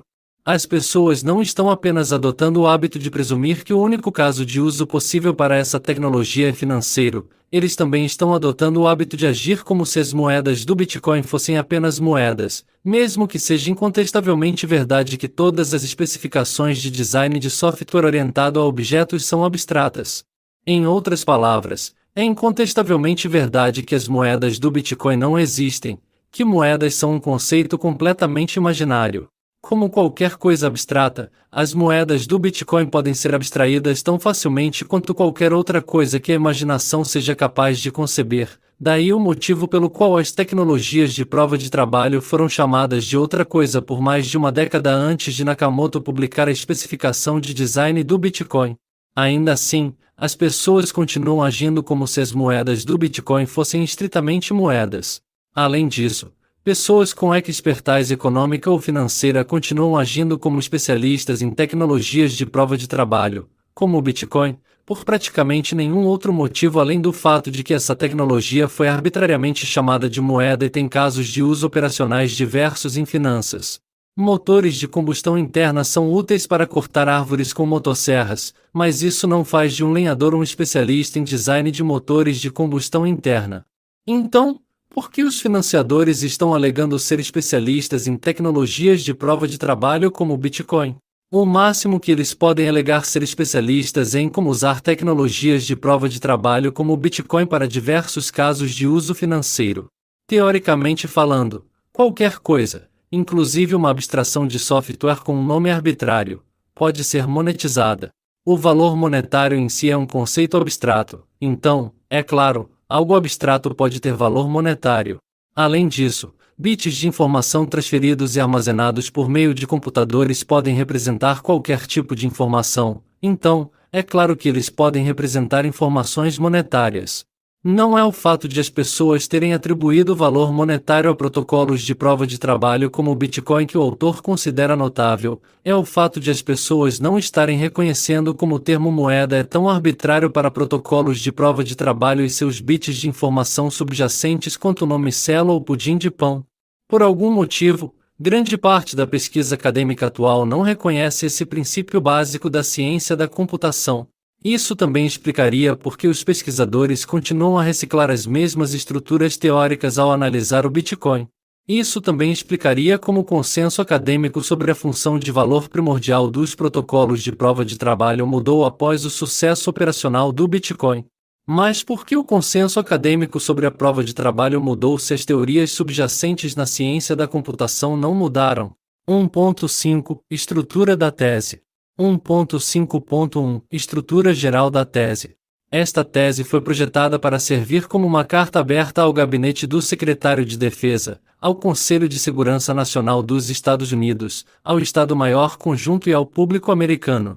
Em resposta ao Decreto de Execução Presidencial de março de 2022 sobre o desenvolvimento responsável de ativos digitais e ao Decreto de Execução Presidencial de maio de 2022 sobre o aprimoramento da cibersegurança da nação, esta tese apresenta um argumento sobre por que uma política de Bitcoin acomodatícia e de apoio pode ser uma questão de segurança estratégica nacional. Também apresenta um argumento sobre por que o Departamento de Defesa deve considerar a acumulação de um estoque estratégico de Bitcoin. Esses argumentos são feitos a partir da perspectiva do autor como um oficial dos Estados Unidos em serviço ativo e bolsista de defesa nacional designado para o MIT para pesquisar o impacto estratégico nacional de tecnologias emergentes. Esta tese também explora a importância do protocolo de prova de trabalho do Bitcoin a partir de uma perspectiva mais ampla da teoria da computação. Apresenta um argumento sobre por que o Bitcoin merece ser tratado como algo totalmente diferente das tecnologias chamadas de blockchain ou criptomoeda. Explica por que o Bitcoin é fisicamente e sistemicamente diferente de outros protocolos de criptomoeda e, portanto, inadequado para ser categorizado como o mesmo tipo de tecnologia, apesar de ter descrições semânticas semelhantes.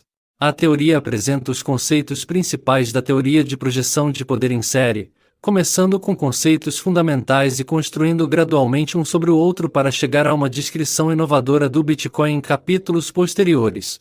Se o leitor pular adiante, poderá perder o contexto importante necessário para entender completamente cada conceito em detalhes. No entanto, cada capítulo usa o método comparativo constante da teoria fundamentada, tornando os conceitos principais apresentados em cada seção repetitivos. Portanto, o leitor provavelmente conseguirá compreender os conceitos principais da teoria, não importa o quanto pule adiante. O leitor é incentivado a ler cada capítulo sequencialmente e a revisitar capítulos anteriores conforme necessário para entender os conceitos principais. Cada capítulo é estruturado como uma coleção de ensaios ou o que os teóricos fundamentados chamam de memorandos, que capturam os conceitos principais da teoria e os reúnem de acordo com categorias conceituais e temas semelhantes. O título de cada seção indica o conceito central apresentado em cada memorando. Como o autor utilizou a abordagem interpretativista da teoria fundamentada, não há um capítulo separado que forneça uma revisão de literatura. Em vez disso, a revisão de literatura está espalhada por toda a tese e é usada para ilustrar conceitos teóricos centrais de maneira estruturada para fornecer densidade conceitual adicional. Se os leitores se perguntarem qual é a relação de um determinado tópico com o Bitcoin, isso é 100% intencional. O autor procurou deliberadamente por anedotas e informações diversas que pareçam o mais não relacionadas possível ao Bitcoin para adicionar densidade conceitual à teoria e torná-la mais rica. Cada memorando, por mais não relacionado que pareça, é interligado por categorias conceituais centrais. Um tema subjacente se desenrola e culmina em uma nova e única especificação do Bitcoin como uma tática de projeção de poder em vez de uma tecnologia monetária.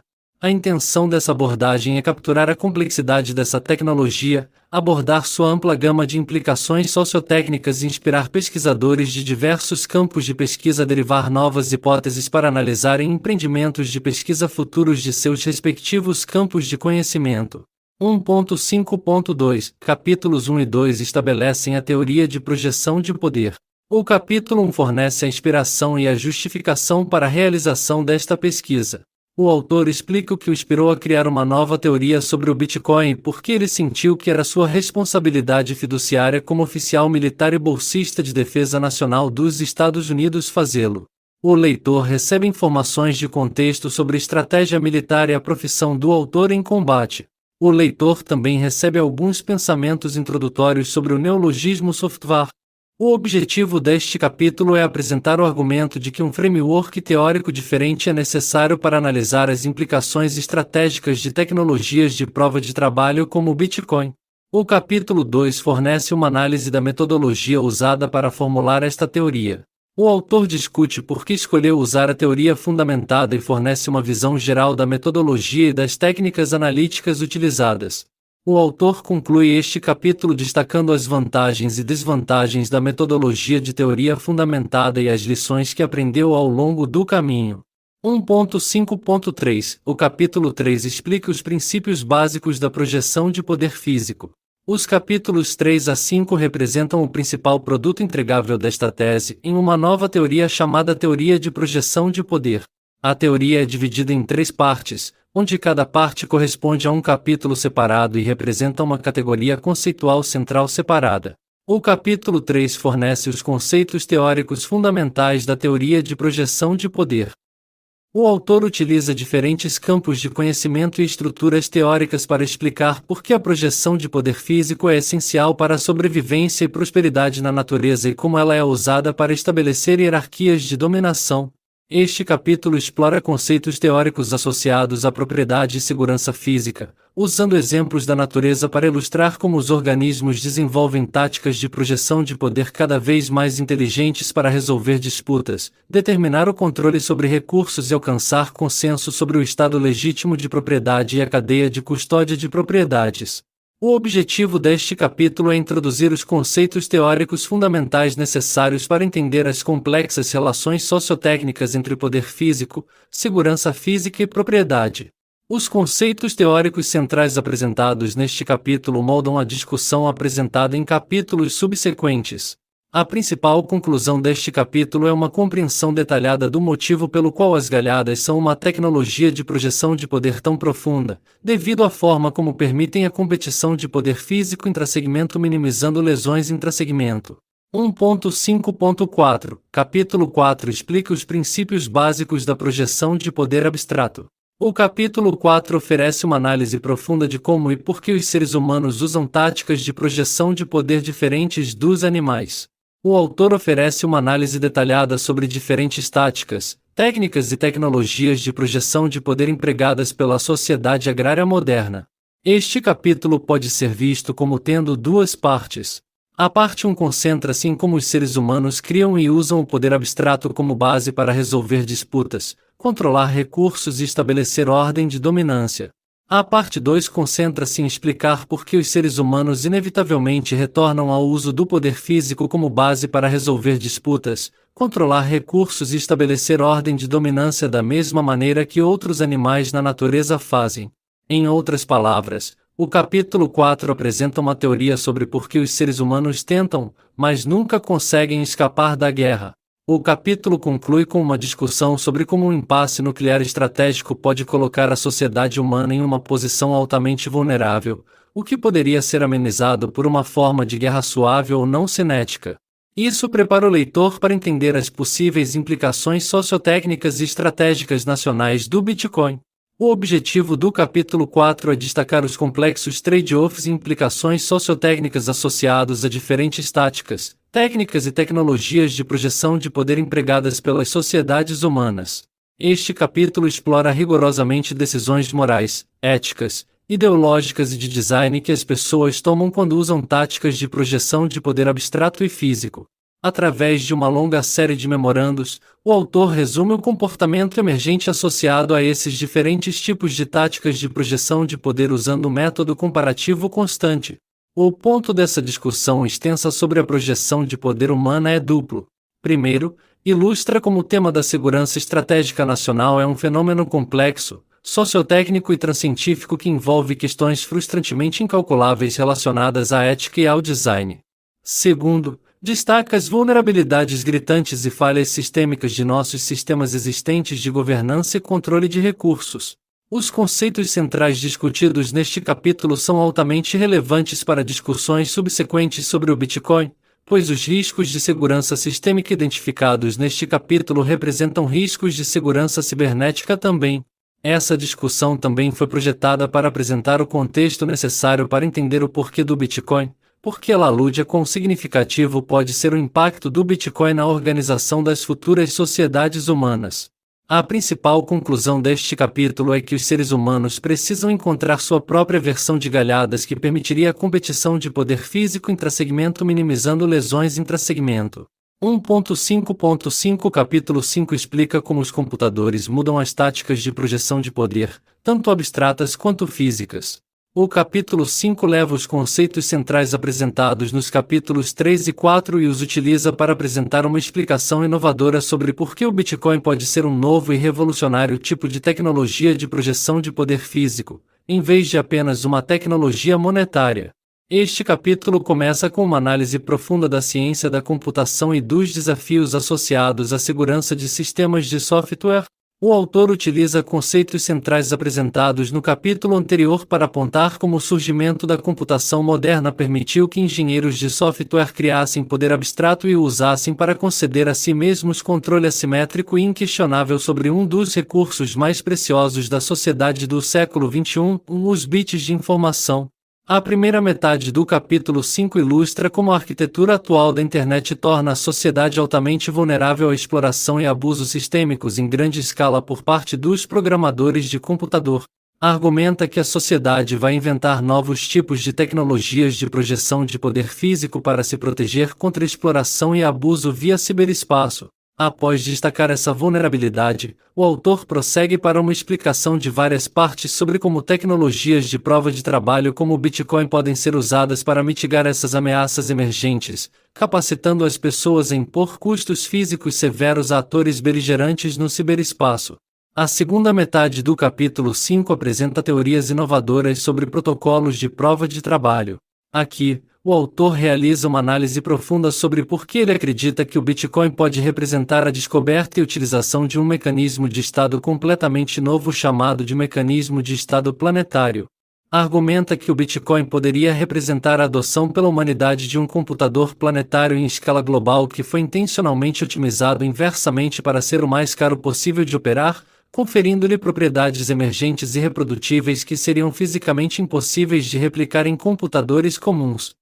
O objetivo do capítulo 5 é apresentar uma perspectiva completamente diferente sobre o Bitcoin usando uma estrutura teórica completamente diferente que tem pouco ou nada a ver com dinheiro, finanças ou economia, mas tem tudo a ver com ciência da computação e segurança estratégica nacional.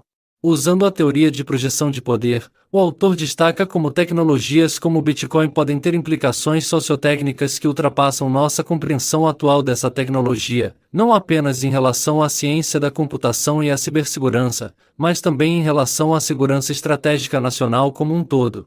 O autor conclui este capítulo com o argumento de que o Bitcoin poderia representar uma nova forma de guerra chamada software que poderia mudar para sempre as dinâmicas de poder internacionais, e até mesmo mitigar um impasse estratégico de nível superior entre superpotências nucleares.